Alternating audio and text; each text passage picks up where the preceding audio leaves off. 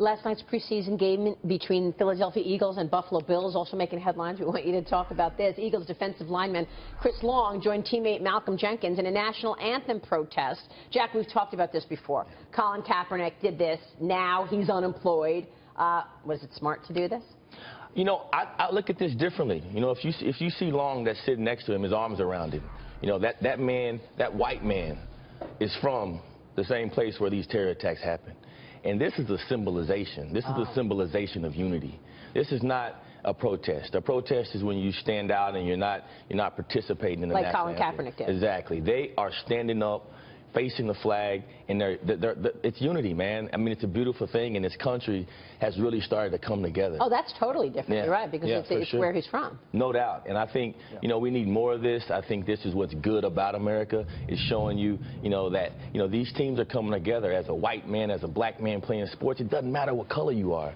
And, you know, we're at a position in this country now where we got to get past a lot of the rhetoric. We got to get past a lot of the division and making people pick sides. We're all Americans, and we got to stand together just like they did on that sideline. You know, these stories just threaten to dominate the narrative of the NFL going forward this year. In other sports, you know, we're seeing with Kevin Durant and so forth. I mean, what would you like to see? If you could say, guys, here's how we do it the right way, what would you like to see people doing? Is it standing for the national? Is it something else? What should we be looking for out of the leaders in these leagues who can set the tone? Continue to have the conversations and the discussions and using our platform in a respectful way. Right? And no one's here in this situation. No one's disrespecting America.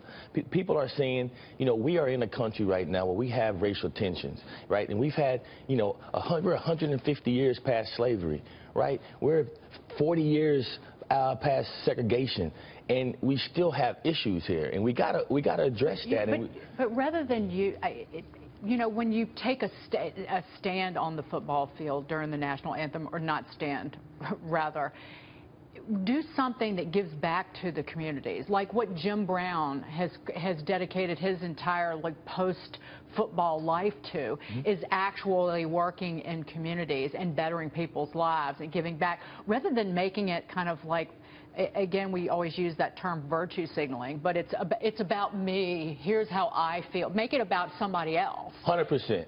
And Malcolm Jenkins, the guy that you see there, is deep in the community. Right. Very, you know, always doing community service. And so I agree with you. It's not about you as an individual. It's about unity. And I think this one's a little bit different. If someone was on their knees standing out of the national anthem, disrespecting, you know, our amazing country, that'd be different. But, you know, these guys are standing together right here.